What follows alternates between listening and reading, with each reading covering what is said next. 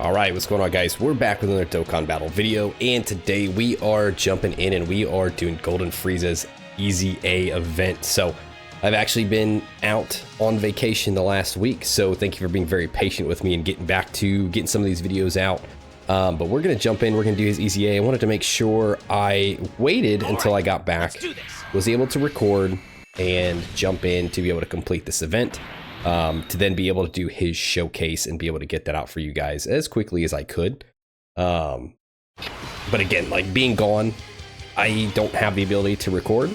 So I wanted to make sure that I was able to wait to come back. And it was only a few days. So really, what's a few days, right? But anyways, going into talking about Golden Frieza and his Easy A, I'm super excited for it.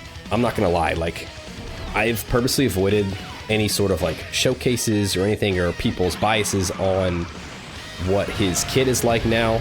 But just from reading it, I'm very excited for it because when this guy first dropped, he was a defensive powerhouse. And what really sucked was that, you know, the way his damage reduction worked, he's got insane damage reduction from the beginning of the fight, right? 90% damage reduction. Basically unkillable, but then like every turn that passed, whether or not he was on rotation, he was losing that damage reduction slowly, which, I mean, it makes sense if you go along with like the movie, right? He's constantly draining power because he jumped into his new form too fast.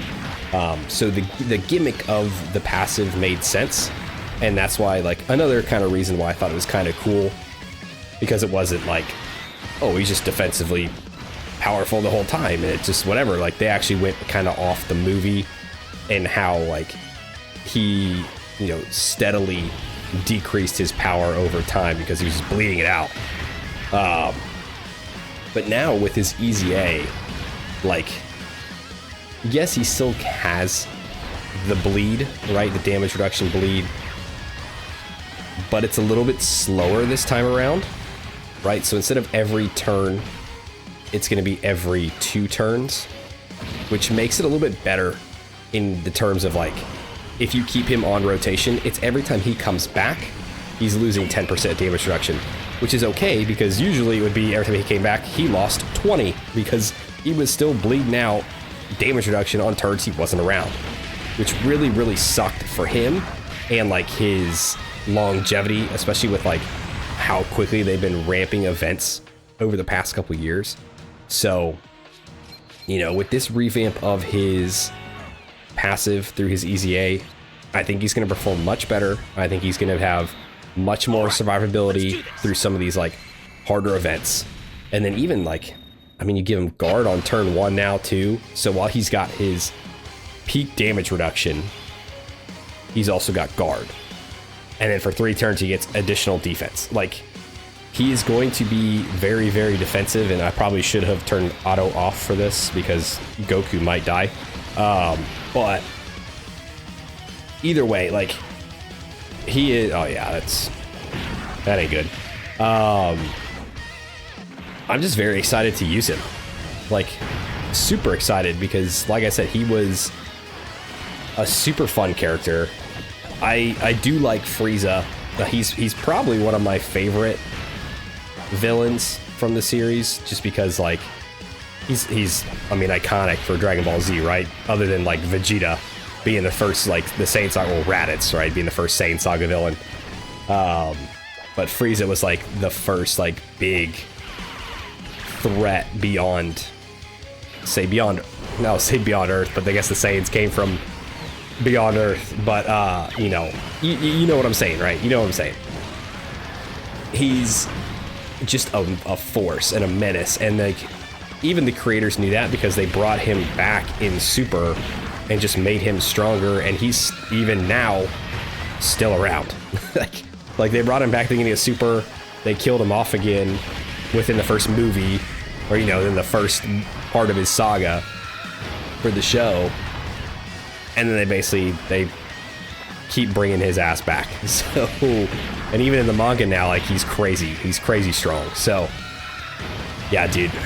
And I think he, along with the new LR, you know, the Golden Frieza plus Gogeta LR, I think he's going to look very, very strong, and I think that's where he's going to do very well.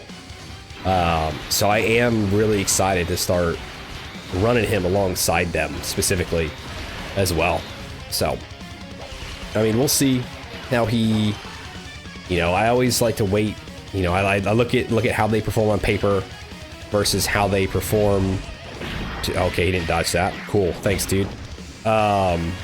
Versus how they actually are in game, and sometimes it's a little different, right? Sometimes on paper they may look like powerhouses, and then they turn out to not be as impressive when you start using them in game against some of these big bosses.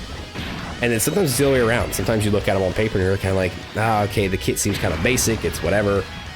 And then you get him into some of these bigger fights and you're like, oh shit, no, he's very good. But I don't think we'll have that problem per se with Golden Frieza here, just because, like, defensively, especially at the beginning of a fight, now call it like short-term content, right? I think he's gonna be incredible with how his defense works. All right, let's do this. The longer events is where he is gonna start to kind of like suffer a little bit more, but I'm kind of hoping what they've done with him, with his kit, giving him a little bit more defense, giving him a little bit more like viability. I'm hoping that would actually help him in some of these longer events still. You know, hopefully he's not just good for the first few turns and then you're just like, oh dude, we gotta hide this guy. Like, there's no way we can keep him running, otherwise we're dead, we're done skis. Like, there's no shot. But I don't know. I want to say I don't think he'll be like that,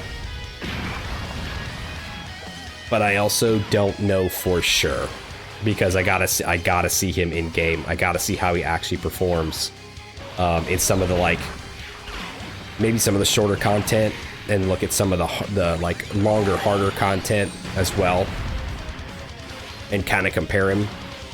But I think that shorter form content is where he's gonna be much more impressive with his defensive abilities to be able to help his, at least his rotation, stave off any sort of like craziness that could come from slot 1 in like a very quick event. Okay, so I believe that was stage 9, so we've got one more to go. So we'll go ahead, we'll jump into the final stage here. So he's an LR EZA, right? So there's only 10 stages, thankfully. Right, I wish they would just do this for all of them. I hate that the regular EZAs are all 30 stages still.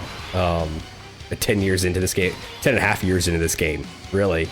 But I mean, it is what it is. Maybe one day they'll change things up a little bit here, but for now, we'll take it with at least the LR EZAs are a little bit quicker, a little bit shorter, a little bit easier to kind of get through. But this one literally wasn't like hard per se. I mean, I know putting Goku, like if Goku's in slot 1, right, he's not a good defensive unit. The tech one, right, the Vegito, he's not a good defensive unit. You put him in slot 1, you might die in this EZA event, which we almost have in this video. Actually, we almost died. But overall, very simple. I think it's what, Power Beyond Super Saiyan is the category that you want to use for this. So Power Beyond Super Saiyan's a crazy category, dude. Like, there's so many strong characters for this that it just makes it so quick to run through.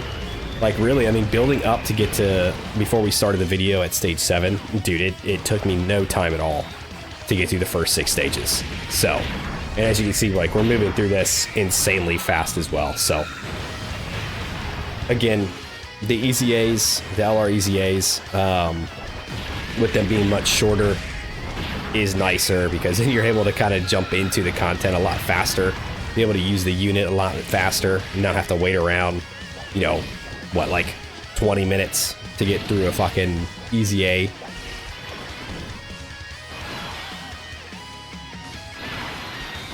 Okay, let's see. I'm just leaving it on auto, man. Let it roll.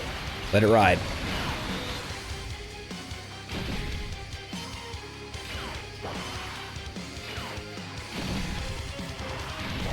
There we go. I really do like this new LR. I just hate that so far using him, I feel like I've had to resort to Gogeta more than the Golden Frieza for his teams and for everything. So I'm hoping to change that, but I mean, I don't have my hopes very high because I think Gogeta was the big selling point for the new LR. Let's be honest. But at least we got this EZA LR Golden Frieza to kind of fill in that gap in case we don't want to keep the other Golden Frieza around, right? All right, so that completes stage 10. Let's go ahead and awaken him. Let's go to EZAM. Let's pick this up first. Get a couple stones. All right. Let's jump over here. Here's our boy. We'll go ahead and awaken all the way.